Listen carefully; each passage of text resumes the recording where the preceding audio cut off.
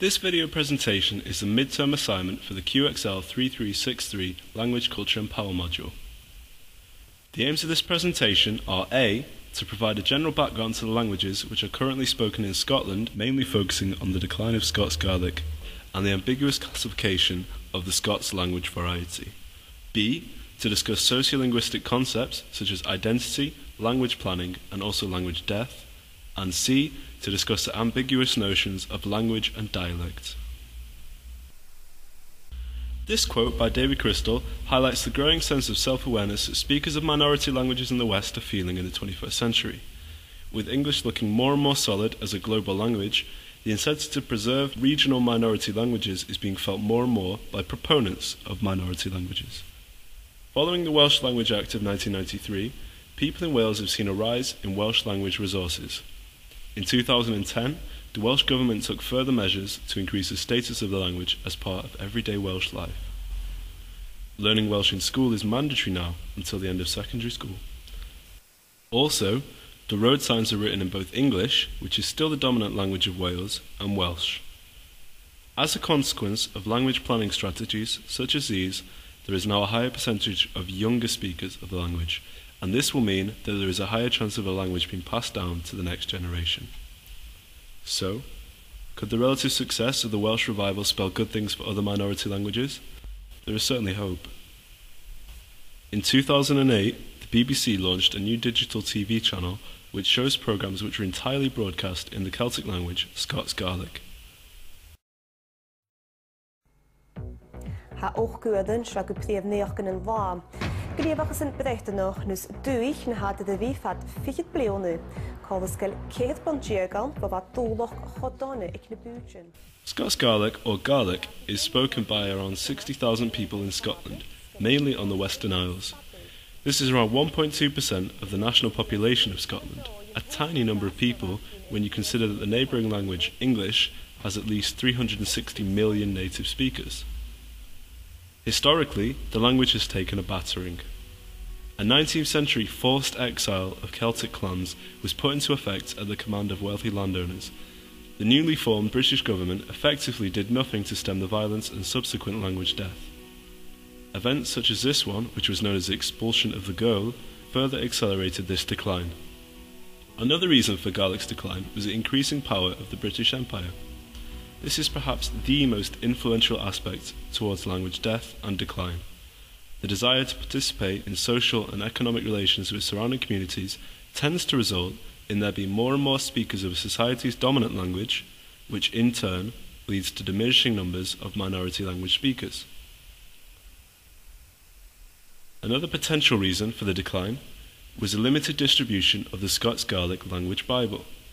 With the Christian religions playing such a huge role in first millennium Europe, some theorists think that languages which had no popular local translation of the Bible were at a distinct disadvantage.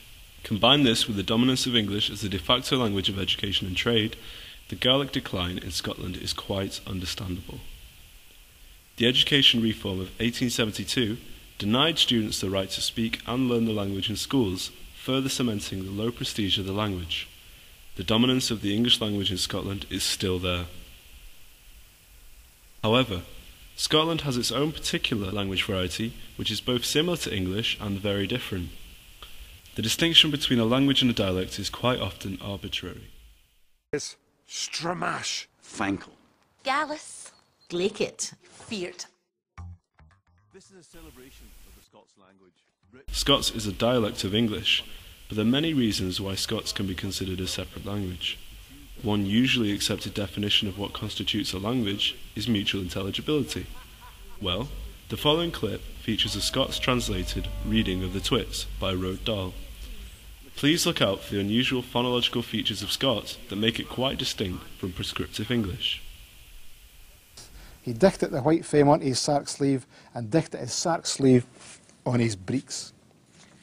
You're up to nae good, Mrs. Egypt said, keeping her back to him, so he wouldn't see she'd taken her glassy out. Whenever you had your wheesh like that, I can fine wheel you're up to nae good. Mr. Egypt was scheming a wall like daft. He was trying to think up a sleek at plisky he could play in his wife today. You'd better cock Annie, Mrs. Egypt said, because when I see you... Whilst retaining much of the same grammar as standard English, The lexicon and phonology of Scots is noticeably quite different. The intelligibility factor is one reason why the reclassification of Scots might be necessary at some point in the future, especially as the majority of English speakers either learn or are raised to understand general American English. Scots has lived alongside English for over 1,000 years in the UK. The language diverged from a Northumbrian variety of Old English, which was itself heavily influenced by the Scandinavian languages brought over during the Norse invasions. Its close relationship with English means that it has historically been known as English for quite some time. One major problem that speakers of Scots face is the widely spread notion that the language is slang or common. Gonna get the rest of the bags in for the motor? I'll get the bags in a minute, hen. I've got some cracking news. While you were out, Flanagan came round and he said he was going to offer us... Was he threatening you? We were going to be getting hassled with Flanagan ever again. No more money lenders, no more debts, no more threats. That's the lot paid off in full. Paid off? What did you get 10 grand for? I didn't he? That's the crank thing about it. Me and Flanagan just came to a wee... arrangement. What kind of arrangement? Well, A standard language ideology is an idealized homogeneous language which is imposed and maintained by dominant institutions. In Scotland, the standard language ideology is Standard Scottish English, or the variety you might hear on BBC Scotland or other TV stations up there. Scots can be considered as having a low overt prestige. This is because the prevailing view amongst the Scottish people is that it is an incorrect dialect. We can see this in various governmental studies. Children use Scots in the playground with their friends. People use it in pubs and other social contexts to express solidarity. This is a good thing, but it hinders the viability of the language's status, due to the fact that the majority of the speakers frequently use the dominant end of the English continuum, the overtly prestigious language, just as easily. How is this view maintained? Well, parents usually want what's best for their children, and as women are the most immediate sources of linguistic input, it makes sense that they will teach their children to use the safest, most well-regarded language form. My mother is Scottish, and she used to correct me on my usage of the glottal stop. Despite using plenty of language forms herself which could be seen as prescriptively wrong, she was still maintaining this standard language ideology. These widely spread social stereotypes may mean that if the Scots language is to be regarded officially, something exceptional must happen.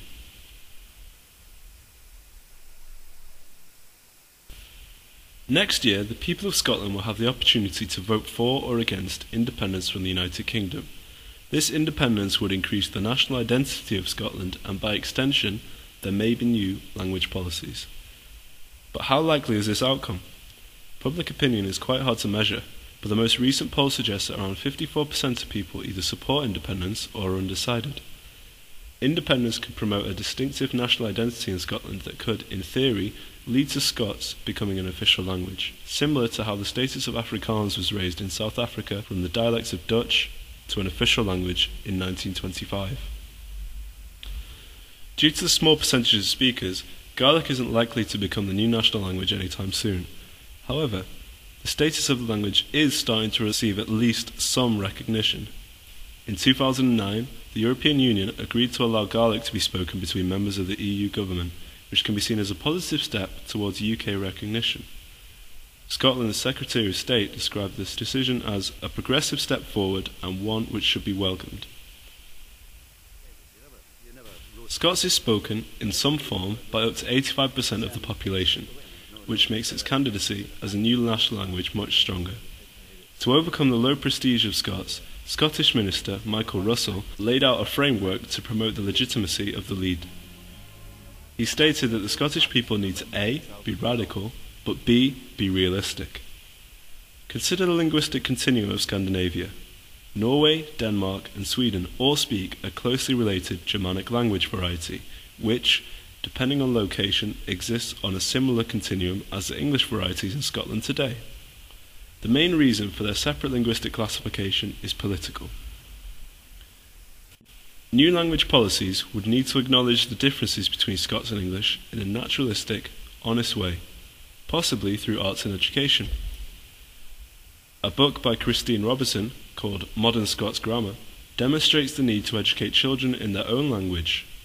The validation that these kinds of accessible Scots literature provide is great, and this new wave is also helping to slowly standardise the chaotic spelling system. To summarise, we have only skimmed the surface of this vastly complicated language community. Further socio-political developments will no doubt give future sociolinguists much to analyse.